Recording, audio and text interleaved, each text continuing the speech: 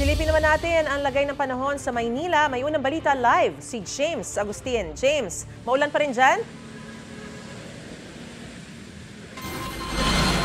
Yes, Maris, patuloy na nararanasan yung mahina na kumisan ay pabugso-bugsong pag-ulan dito sa bahaging ito ng Sampaloc, Maynila. At ngayong pasado alas 7 ng umaga, may mga nakikita na tayo ng mga pasahero na naghihintay ng masasakyan dito sa kahabaan ng Espanya Boulevard. Pero hindi pa naman ganun karami dito sa may kanto ng Lacson Avenue, pero marami-rami doon malapit sa may kanto ng De La Fuente. Hindi naman sila nahihirapang makasakay at marami naman yung mga papublikong sasakyan at hindi punuan yung nakikita natin dito sa Espanya Boulevard. At wala pa tayo na itatalang pagbaha. Silipin naman po natin yung sitwasyon sa traffic ngayong umaga. Yung westbound lane, yung patungo sa area ng Moraita ay bahagyan nagkakaroon ng traffic build-up ng mga sasakyan. Dalawa yung rason yan, Maris. Yung isa dahil doon sa traffic light sa kanto ng Lacson Avenue at yung mga sasakyan na pakaliwa naman doon sa kalsada na iyon.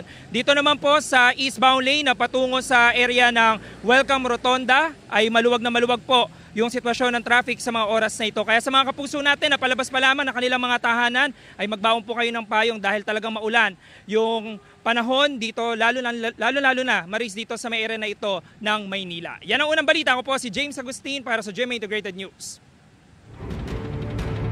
Gusto mo bang mauna sa mga balita?